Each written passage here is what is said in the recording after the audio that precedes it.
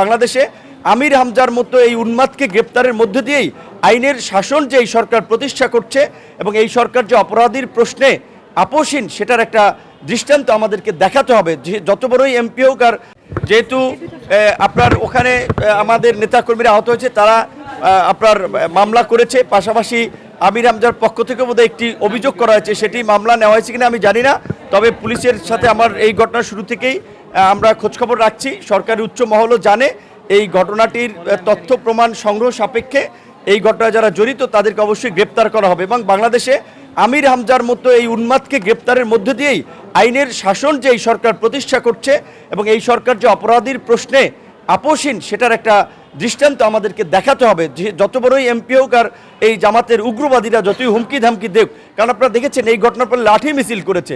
এই আমির হামজাকে যদি গ্রেপ্তার করা না হয়, শিক্ষা যদি না দেওয়া হয়, ভবিষ্যতেও কিন্তু তারা সরকারকে অস্থিতিশীল করতে, দেশে নৈরাজ্য তৈরি করতে নানাবিধ এই ধরনের আপনার উগ্র কর্মকাণ্ড করবে। কাজে আমাদের বিশ্বাস যে আইন শৃঙ্খলা বাহিনী এই একটা ইনভেস্টিগেশন করার পরে সরকারের উচ্চ পর্যায়ের আপনার এটা জমা দিয়ে এই ঘটনার সাথে এই রক কাটা, এই মানুষের মাথা ফাটাফাটি এবং লুটপাট, ওখানে আমাদের কুষ্টিয়ার জেলার সাধারণ সম্পাদক জনাব খালেক সাহেব তার ব্যবসা প্রতিষ্ঠান, ফার্নিচার প্রতিষ্ঠানে আক্রমণ করে তছনছ করে দিয়েছে, তার আপনার ক্যাশ সেখানে বিক্রির টাকা পয়সা লুটপাট করেছে। এর তো একটা বিচার করতে হবে এবং এর বিচার টুডে অর টুমোরো হবেই। আশা করি সরকার, আইন শৃঙ্খলা বাহিনী অবশ্যই এই অপরাধীদের শাস্তি নিশ্চিত করার জন্য সর্বোচ্চ গুরুত্ব দেবে। বিরোধী দল এখন যারা আছে এরা তো রাজনৈতিক দল না, এরা বাংলাদেশের অস্তিত্বে বিশ্বাস করে না। উগ্রবাদী রাজনৈতিক দল গণ অভ্যুত্থানের জনগণের সেন্টিমেন্টকে ব্ল্যাকমেল করে। এটা কোনোভাবে এই নির্বাচনে, যেহেতু বাংলাদেশের বড় দুটো রাজনৈতিক দল ছিল আওয়ামী লীগ এবং বিএনপি, আওয়ামী লীগ যেহেতু বিতাড়িত হয়েছে, সেই গ্যাপে জামাত শিবির একটু সুযোগ সুবিধা পেয়েছে। তারা তো প্রকৃত অর্থে বাংলাদেশের অস্তিত্বে বিশ্বাস করে না। এছাড়া বিরোধী দল বলতে যাদেরকে বোঝায়, সেখানে ধরেন ইসলামী আন্দোলন আছে, ইসলামিক অন্যান্য দল আছে, খেলাফত মজলিস, খেলাফত আন্দোলন, কিংবা ধরেন এই সিপিবি, এই ধরনের বিভিন্ন রাজনৈতিক দল আছে।